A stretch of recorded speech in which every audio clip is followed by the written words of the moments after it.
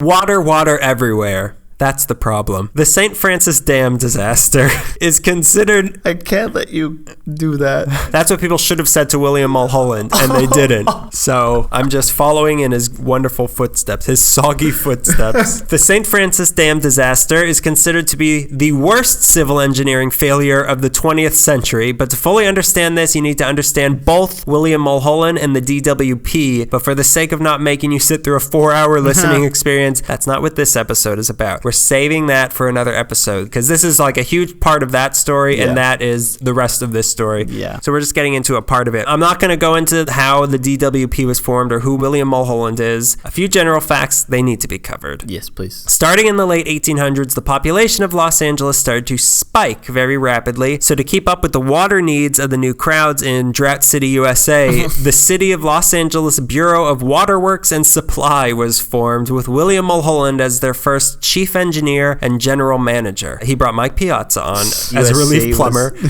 Now, even though he wasn't by any real official measure an engineer, Mulholland professed himself to be one, and actually he was good. He was self-taught, but he was good at it. Okay. College isn't everything, kids. Even you, young dropout, can engineer a civil disaster. Here's an instructional. Mulholland knew that the LA River wasn't going to supply enough water for the now huge city. Unless it was a flood in New Year's Eve. Go ahead. But if you could just bottle that. Just make that happen all the time. Which Pete Seeger did, or Woody Guthrie, whichever one, in a song. It was the better one, and you know which one it was. Arlo Guthrie? Is that what Alice's Restaurant is about? Yeah. It was floating down the river like Huckleberry Finn's house? Yeah, that's exactly. You pegged it perfectly. So Mulholland, to supply for this growing huge city, he designed the Los Angeles Aqueduct to bring water from Owens Lake down into Los Angeles. Where's Owens Valley? It's north. It's like middle kind of California. Got it. Central Valley, you mean? No. Middle California. Middle they Earth, need California. To know. I think they get it from Hobbiton. What are they going to do? Huh? Show us their ugly feet? Give us a scone? Come on, get out of here. So the aqueduct was a huge success, and Mulholland was considered a hero, which we'll go into in another very exciting episode of L.A. Meekly. But it still wasn't enough for Thirst City, USA. So to pool up some more water, Mulholland built 5 reservoirs in and around the city. Stone Canyon, Encino, Highway, Silver Lake, and the humbly titled Mulholland Dam. But these were small reserves, and from 1918 to 25, LA was in a bad drought, and people were nervous. Save that drop. To make matters worse, the LA Aqueduct directly crossed over the San Andreas fault line, and on top of that, angry farmers from the Owens Valley, because we took all their water, they had been dynamiting and trying to sabotage the aqueduct. So Chinatown. If they're... Go watch Chinatown and yeah, fine. Go watch it, okay? And come back to us. I'm allowed in this country, okay? Some of the people who made that movie are not. So why don't you just listen to me? Support America. If you heard that spittoon noise, I got so worked up I had to spit out my jaw. So they were trying to sabotage the aqueduct. Yes. So if there was an earthquake or a disgruntled farmer severed the aqueduct, the city was screwed. So Mulholland decided he needed a mega backup plan for such an occasion. Between 1920 and 26, 9 reservoirs in the area were built or enlarged, but none were as big as the one Mulholland had planned. It was going to be the cherry on top of what he did for this city. Little did he know, we're allergic to cherry.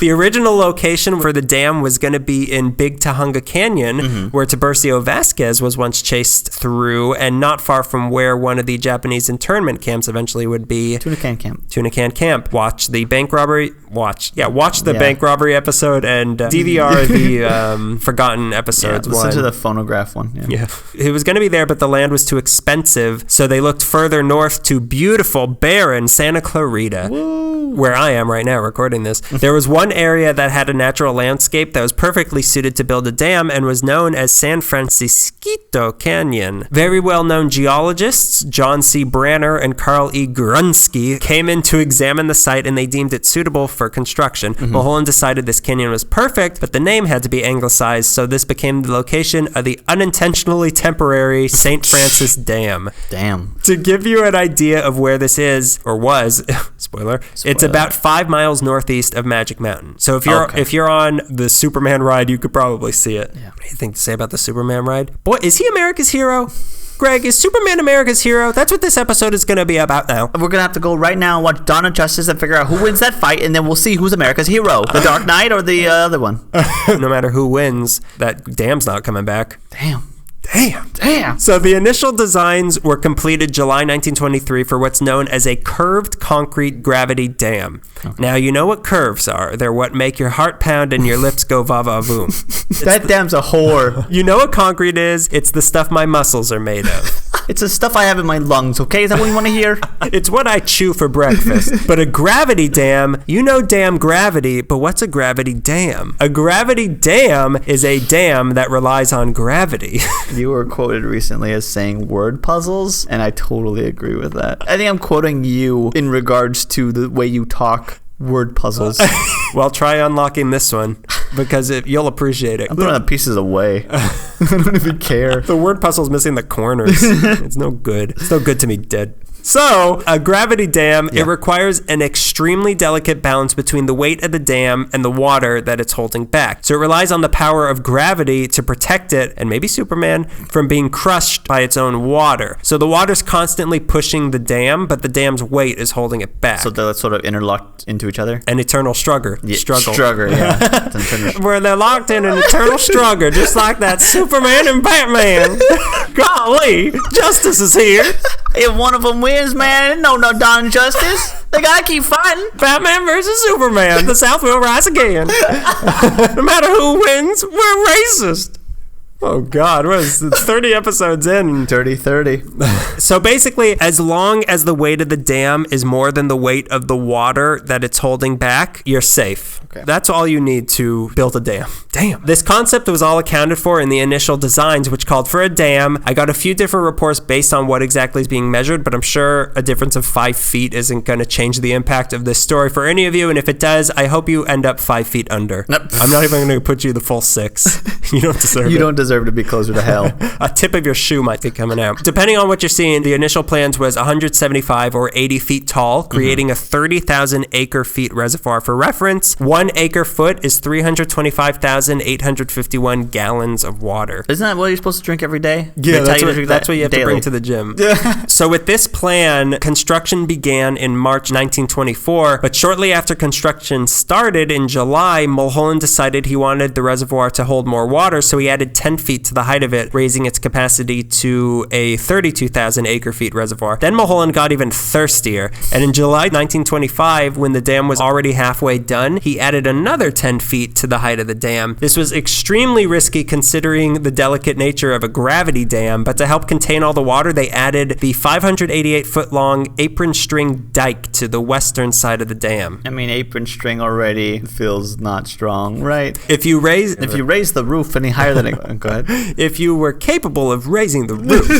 If you raise the height of a dam, you have to raise the width as well, and this was a solution of sorts, this dike, but a very unstable one. Regardless, construction continued, and on May 4th, May the 4th of 1926 be with you, the St. Francis Dam was... Didn't make a lot of sense at the time. No, you'll get it. You may not like this, but your grandkids are going to love it. Hey, George Lucas, it's your cousin, Marvin Lucas. You know that new space thing you're waiting to be born for? Space? Where's that? My God, is that where that Superman came from? Golly.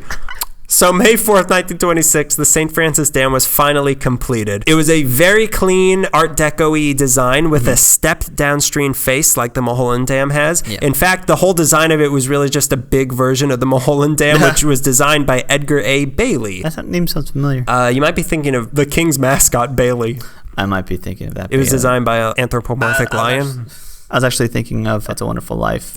George Bailey. Well, he was going to jump off of them. But Superman saved him. But Superman came again. He showed him what life would be like if he had killed Batman when he had the chance. And stayed on Krypton, yeah. Go ahead. It covered 600 acres and was 200 or 205, depending on which part you're measuring, feet tall, and 700 feet long, not counting the dike. 154 feet thick at the bottom and 16 feet thick at the top. It weighed 250,000 tons. It cost $1.3 million to build, which in today's dollars is a little over 17 million, and was the largest arch-supported dam in the world. Also part of this water network were 2 powerhouses, aptly titled Powerhouse 1, which had been built in 1917, and Powerhouse, can you guess it? Deuce. Powerhouse Deuce. Hot Shots Powerhouse Deuce, which had been built in 1920. The system was to be that the water would come from the aqueduct, go through Powerhouse 1, which was upstream, go into the reservoir, then through Powerhouse 2, which was downstream from the dam. The reservoir itself had an extreme potential. At its capacity, the lake it created would be 2.8 miles long, and they hoped it would become a tourist attraction. Imagine all of those tourists frolicking in our drinking water. We drove 400 miles to look at this collection of water. We came from Lake Michigan. What is this, the Cecil Hotel? The reservoir could hold 52 million tons of water, or about 12.5 billion gallons, which could have supplied the city of Los Angeles for 2 years of its water supply, which is precisely how much water was in it when things went wrong. Oh, boy. The dam officially opened May 13th, 1926, and the spigot was turned on, and the reservoir began to fill up at 70 million gallons of water a day, which is a ridiculous, all of this is a ridiculous amount of water. This is really go big or go home, but yeah, and yet I can't get a free glass of water at the 101 Diner? Come on. At just 10 months after opening, cracks began showing up along the dam as it got more and more full. But that happens to every dam and it can be pretty easily fixed. Just put some gum on it. But as more and more water... Have you tried praying? But as more and more water came in, more and more cracks were showing up. And not just the plumbers that came in to fix it. Oh my golly, you've been dirty right now. Mike Piazza, the plumber, came in. Show us that crack. A common joke amongst the people that lived in the area was that, I'll see you later if the dam don't break. Imagine. On March 7th, 1928, after being open for 2 years, the dam reached capacity for the first time, and Mulholland's fail-safe backup plan looked like it was a success. But the joy only lasted 5 days until March 12th. Early that morning, the dam keeper, Tony Harnischfeger, did his usual inspection and found a large leak on the west side of the dam that was losing about 20 gallons of water a second. Again, this is all like crazy amounts of water. The scary thing was, though, that the water was muddy, and muddy water is usually a sign that foundation is leaking out and that the Blues are back, baby. You were just waiting for that one. I felt it in my stomach. Just like a muddy water solo. So muddy water. Okay. So he immediately called Mulholland, who rushed over with his deputy Harvey Van Norman, which is also a Batman person. Yeah, I'm pretty sure. As was Alfred Harnischfeger. Tony. So they got there at 10:30 a.m. Mulholland and Van Norman inspected the dam, but determined the muddiness wasn't being caused by the leak, but was coming from some loose soil that had gotten into the reservoir from a new road they were building nearby. Reassured by this, Mulholland was not concerned by the leak, and he and his deputy left the dam at 12:30 p.m., assuring Harnischfeger that the dam was safe. Then came nighttime. Boy, that's the right time, unless you live near the dam. Unless it was this nighttime. Yeah. There are no eyewitnesses of the dam breaking, because if the dam's going to break. Get ready, because if you were around to see it, you did not survive to talk about it. Jeez. What we know is that a guy who had been passing by on a motorcycle upstream from the dam said that at 11:50 p.m. he heard what sounded like a landslide coming from the dam. Then at 11:57 and 30 seconds p.m. on March 12, 1928, there was a recorded steep drop in voltage at the same time that a transformer blew up at the SoCal Edison Saugus substation on what is now Magic Mountain Parkway. What this meant was that was the exact time that the dam broke. Okay. The noise that had been heard by the guy on the motorcycle was a landslide that a few minutes later collapsed the eastern side of the dam, and the waters came pouring out. The first victims were the dam keeper, Tony Harnischfeger, and his 6-year-old son, Coder, and girlfriend, Leona. Tony and Coder's bodies were never found, but the way that Leona's was found suggests that they were on the dam inspecting it when it broke. Out of the dam came a 140-foot high wall of water, Greg's worst nightmare. Stop talking right now. It's made of rats. It was traveling at 18 miles per hour, which meant it was overtaken 26 feet per second. So it didn't take long to hit Powerhouse 2, which was placed directly in the flood path. It is recorded as going offline at 12:02 and 30 seconds, and it was crushed as easily as an eggshell, they said. It wasn't just an empty substation. The men who worked there lived around it with their families. 74 people in all lived in the camp there. There were only 3 survivors. But the destruction was only beginning. As the eastern side of the dam was emptying, more cracks started to form on the already cracked western side. Then the force of the rushing water lifted the rest of the dam and twisted it and moved it forward, which caused the western side to crumble. This released a second wall of water, racing to catch up with the first, as all 12.5 billion gallons of water were emptied out of the reservoir that had taken 2 years to fill up in 70 minutes. Oh my, that's horrifying. Yeah, well, it does not end there. The water found its way to the natural path laid out for it, which was the Santa Clara River, which it met at Castaic Junction at 1240, going 12.8 miles per hour. Along the way there, it had destroyed part of Harry Carey Sr.'s ranch. I think I know how he reacted to that. What's happening here? No. What's all this water? Carey wasn't around, and neither were the Navajo, who lived on his ranch running a trading outpost tourist trap, because they had asked to leave for a while after they had seen the cracks in the dam a month before. Also, before it hit Castaic Junction, it hit the Saugus substation, where an Edison patrolman named Raymond Starbard managed to escape the water and find his way to a phone and called the sheriff. He's credited with being the first to sound the alarm. Oh, awesome. However, an official warning wasn't issued until 1:20 a.m. and the flood was moving fast. At that same time, 2 hours later? Does that surprise you? Yeah, I guess not. Especially in 1926, the phone took that long to get there. They had to light the torches from Gondor. At the same time, the flood hit a SoCal Edison construction camp located at Kemp. 150 men were there sleeping in their tents, and the layout of where they were staying was shaped in such a way that the waters rushed through, hit a wall called Blue Cut, and then rushed back, causing the whole basin to turn into a whirlpool. Yeah. No. The men who had their tents zipped up managed to stay afloat in the rushing water. They floated, but 84 other people died there. What was even scarier was that on this particular night, there was no moon and there was a fog in the sky, so no stars were visible. On top of that, the flood cut most of the power lines, so it was almost pitch black. All you could hear was just the sound of roaring water, which most people thought was thunder or an earthquake, because aside from not expecting the dam to have broken and also being half asleep, a lot of people didn't even know there was a dam. As the flood crossed into Ventura County, people didn't understand where's this going? Where's the desert? We're too far from the ocean. They were too far from the ocean for it to be a tsunami, so they didn't know what is happening. Ventura County wasn't even consulted or warned that there was a dam being built until construction had already started. So they're just emptying the water like, oh, did you know that there was a... That's what the first phone call was. So we had a dam. Two things. In some places, people did have light from burning electrical poles that had caught on fire from the burst wires, which is such a scary image to me. Yeah. But still, the water kept moving, causing landslides along the way, and as it crossed into Ventura County, then it started getting into actually populated towns. And keep in mind, as it moved, it became less just a flood of water and more of a thick fluid mass of mud and debris. Like, it wasn't just like, oh, a waterfall. Like, this was like a wall of wet concrete. Jesus. At 1:30, a telephone operator in Santa Paula named Luis Gipp got a call from Pacific Long Distance warning that the flood was heading her way. But instead of running away, she and the other telephone operators in the area stayed and called up every house they could, warning them to get out as fast as they can. In addition to Jip, I don't know how to pronounce it. There was Rysel Jones, Althea Marks, Margaret Osborne, the unfortunately named B.O. Clark, Thelma Neugebauer, Genevieve Burns, Leela Cochran, Exie Voris, and Florence Barlow. These women have become known as the Hello Girls. Hello, girls. And they saved hundreds of lives, and in reward for their service, they were each given a check for $25.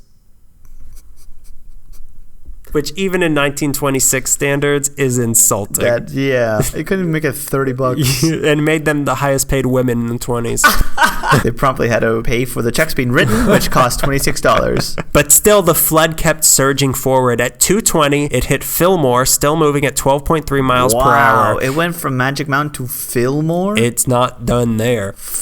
Fudge sickles. If you were lucky enough to have been alerted of the flood, you could have tried to scramble for the hills, but most were still asleep or were woken up by the noise of their death right before they got hit. People tried to grab onto anything they could as the water just pulled them away. Trees, beds, whatever was nearby. And still, the water kept moving forward. As it approached the town of Santa Paula, even more heroes emerged there. The first call Luis Gipp had made was to a CHP officer in Santa Paula named Thornton Edwards, who immediately... Thornton? Thornton. Who immediately immediately mobilized with a man named Stanley Baker, and the two of them rode through the streets on their motorcycles with the sirens going to wake up as many as they could. Edwards realized a more efficient way of warning people was to go to every third house and tell them to warn their surrounding neighbors. Wow, okay. He also went down to the river to warn the migrant Mexican workers who lived down there, but he didn't speak Spanish, so all he could say was mucha agua. And they I'm about to go to bed. No, thank you. I don't want to wet the bed. And they laughed at him, and they were like, it's not raining. Edwards was called the Paul Revere of Santa Paula and became the first CHP officer honored for bravery. Oh, cool. He got $26. He got $4,000 for his... He was president for 2 days. Well, actually, Edwards became... supposedly, he became the chief of police after this. Oh, really? Those girls should have become they should have run SoCal Edison. Supposedly became chief of police after this, but eventually he got fired by the mayor of Santa Paula for abusing his power. He then moved to Santa Monica, where he ended up having minor parts in several movies like The Grapes of Wrath. Really? He's the one that probably tries to beat up Tom Joad. He was the grape. Despite his strange later days, there's now a statue in Santa Paula of Edwards and Baker on their bikes warning the citizens in their honor. Another such hero was Deputy Sheriff Eddie Hearn, who went out from Santa Paula towards the flood to warn as many people as he could. He got as far as Fillmore before he found that there is no more Fillmore. Santa Paula Fire Chief Sam Primer went around in his engine with the speakers going, but many people thought it was a prank and went back to bed. This is why I take pranks seriously. Whenever my refrigerator may be running, I get it fixed. This fire chief, his son Charles, even used his ham radio to find people who needed help in the following days. So great. Good family. Yeah. But still, flood kept moving, and Santa Paula was hit at 3:05, with the water still going 11.2 miles per hour. At 4:05, it hit Saticoy going 7.4 miles per hour, and at 5:25, it finally hit the Pacific Ocean near Montalvo, now only going 5.9 miles. That was one of the missing Frasier characters. What? I'm just trying to picture the route, because it went north? No, it went south and then west, because it found the river, and the river heads west and then south a little bit more. Okay, that makes sense. So it took 5 hours and 27 minutes to go the 55 miles from the dam to the ocean, leaving a trail of destruction 2 miles wide. This is crazy. This is really scary. That's banana pants. That's crazy banana pants. Hours earlier, Mulholland had gotten the call, the St. Francis is gone.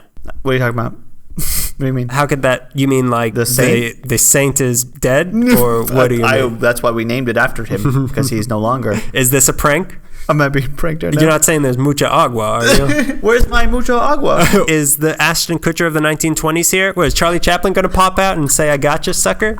So he was told the St. Francis is gone, after which he kept repeating, God, don't let people be killed. Please, God, don't let people be killed. He and Van Norman got to the scene around 2:30 a.m. All that was left to see was the middle section of the dam standing intact as all of his precious water spilled out around it. Yeah, I got part of it right.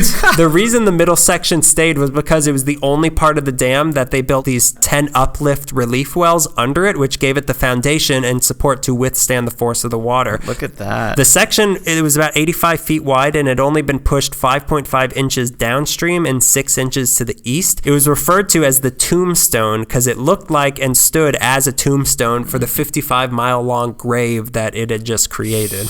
The rest of the dam was left in concrete crumbles, which are delicious on cakes, all around it, but huge chunks had been lifted away by the power of the water. The largest weighed 10,000 tons and was washed 3/4 of a mile downstream. Imagine... That's a lot of power. Yeah, that's... The only other thing that can do that is Superman. Where was he for this? And he won't even do that because he's lazy bones. Yeah, you know what? Where was he? This was his time. Maybe there was a comic of... Was he around in the 20s or did he come in the 30s? 30s, I think. I think it was Depression era. Yeah, they needed him. They needed him more. Yeah. Tom Joad could do it himself. This looks like a job for Tom Joad versus Batman. I think Tom Joad is Batman. Dawn of fascism. All right, people died. Come on, settle down. Settle down now. Let's get to the carnage. The flood washed... That wasn't the carnage? I have statistics. The flood washed away or buried over 20 miles of Southern Pacific Railroad track. 10 bridges were destroyed. 17 miles of pipeline were ruined. 100 miles of fences. Over 140,000 trees were destroyed. Over 10,000 acres of crops wiped out. And 24,000 acres of fertile land were washed away. There was a 7-mile spew of muddy water that stretched out into the ocean from the coast. Oh my God, that was some solo. 1,200 homes were damaged and another 909 were completely destroyed, and inside of those homes were people. It's hard to tell exactly how many people were killed for several reasons. One was that many of the people who died were farmers and didn't have any other family to contact. Another reason was that there was so much mud that a lot of people were just buried under 20 feet of silt and were never found or thought of again. They're still there. What happens when they just start digging for a new thing and they're just like, oh, here's all these bones? Yeah, well, also many people living in the flood path were undocumented workers from Mexico, so there was no way to trace them. Like, there was no record. Yeah. Another reason was that a lot of bodies got washed into the ocean. Some were found as far south as San Diego, and some were still turning up in the 1950s. That's 30 years later? One washed up in 1994. Like, there still might be bodies out there. It's crazy. People and animals, living and dead, were found hanging from trees. Hands and feet and heads were sticking out of the mud and had to be spotted by airplanes flying overhead. This is, like, the people in the 20s weren't ready for this. No. Like, we're used to this sort of thing now. Like, the 20s, like, they shouldn't have had to go through this. They had to go through the jazz era. They weren't ready for that. They were doing the Charleston. Well, so was that water. I can do it too. No, don't play Betty Goodman for the water. They had to go through all of the debris for... What a transition. They had to go through all of the debris for any corpses before they could burn the debris piles. The process was really strange and maybe inappropriate. First, they would bring tractors and steel cables in to pull apart the piles of debris. Okay. Then came what were known as the dead searchers, who looked in the piles for dead bodies. Then came the Boy Scouts to look for dead animals. Oh, yeah. Boy Scouts. What's your favorite animal? We shouldn't have named them. Dead oxen. There were thousands of dead animals, and the injured ones all had to be killed. Then came the burners. Which was the Boy Scouts' job.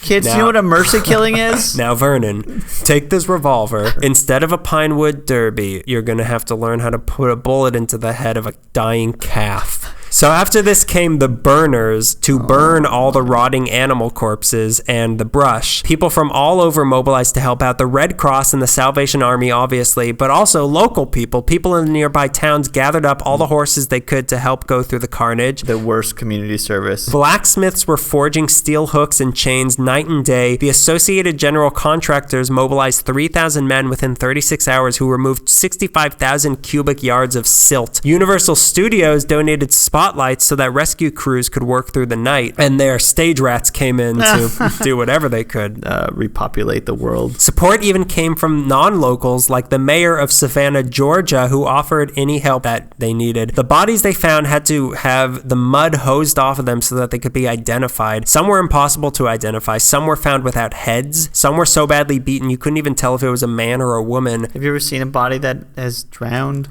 No. They're like inflated and neither bruised. Should have you. The bodies were laid out in places like the Masonic Hall and New Hall, or in local dance halls and things like that for days as family members came to try to find their loved ones. Imagine walking in and be like, I don't want to do the Charleston today. I'll be waiting in the Great Depression for you. Many that were never claimed were buried in a mass grave at Ivy Lawn Memorial Park in Ventura. A professor at CSUN named James Sneed had never heard of the St. Francis Dam disaster. This was years later, until one of his students brought it up, and since then he started the Forgotten Casualties Project to try to put an exact number on the dead. By this count, which was released in February 2014, there were 125 missing people and 365 bodies found. Of those, only 240 were identifiable, for a total of 431 dead, which is an average of one person from every 2 houses in the flood path died.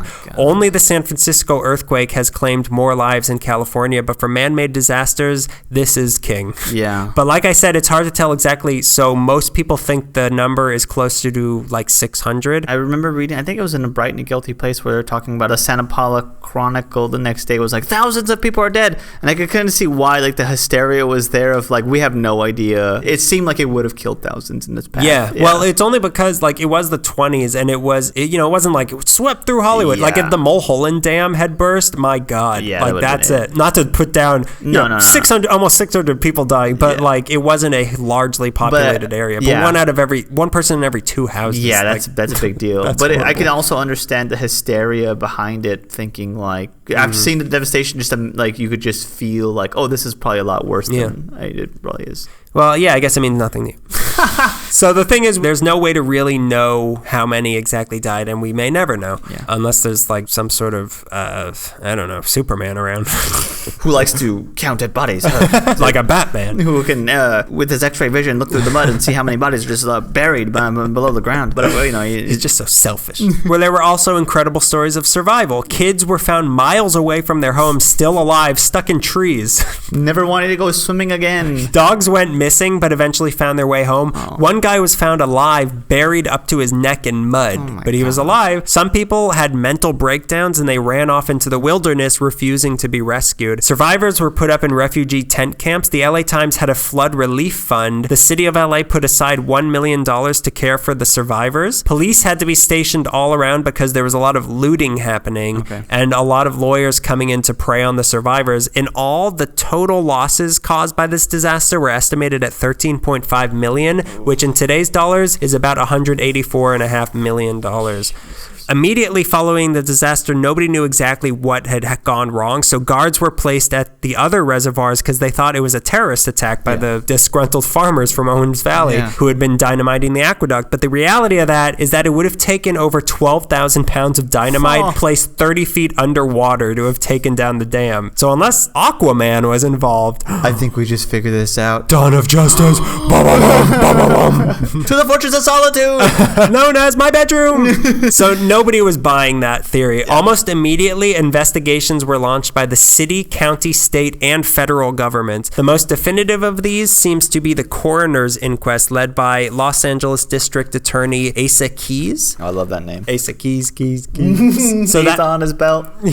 Keys to the morgue. So that started March 21st. It supposedly found that several leaks were found in the days leading up to the disaster, and that the dam keeper, Tony Harnischfeger, was told that if he wanted to keep his job, he was to keep his mouth shut about the dam being unsafe. Damning evidence. Mulholland still maintained that sabotage had been the culprit here, but by March 24th, the true reports were coming in. They deemed that, quote, the destruction of this dam was caused by the failure of the rock formations upon which it was built, and not by any error in the design of the dam itself or defect in the materials on which the dam was constructed. Even though they basically said it wasn't his fault, by March 28th, Mulholland was accepting the blame for the failure. In one of his testimonies, he said, "Don't blame anyone else. You just fasten it on me. If there was an error in human judgment, I was the human, and I won't try to fasten it on anyone else. On occasions like this, I envy the dead." That's very big of him. Well, he tried to resign from the Bureau, but they wouldn't let him. In April, another commission report was released that deemed the cause of the disaster to be defective foundations, and Mulholland was cleared of all charges. However, they did make clear that, quote, the construction and operation of a great dam should never be left to the sole judgment of one man, no matter how eminent. In other words, a man who taught himself how to engineer should not be given the sole power to design something like this, no matter how important to the city he is. I totally agree with that. The hero that brought water to Los Angeles was no more. People blamed him for his arrogance in trying to control the elements like that, and he was seen as a murderer. They hated him. People had signs in front of their houses that said, "Kill Mulholland." And it was not easy for Mulholland. No, it couldn't be. He was deeply pained by the destruction that his arrogance and his mistake had caused for the rest of his life. He retired 8 months later, but later in life he still hinted that he always suspected sabotage to have been the real cause of the disaster. But we'll get to his whole story in another episode. In reality, the science of later days revealed the truth of what really had happened. For one thing, engineers didn't really understand that concrete could get saturated by water and that could change its properties. They didn't know that until 1945. So their calculations were off because the science wasn't fully known yet behind this. But most importantly, in 1995, a book came out by a geological engineer named J. David Rogers called The St. Francis Dam Disaster Revisited, Hot Shots Part 2, that using the modern technology of the day showed that the eastern side of the dam, which is the side that broke first, was built on what is known as the Polona Schist, which was an ancient landslide zone. That's why this location seemed so perfect for a dam, because it had been shaped that way by landslides 100,000 years ago.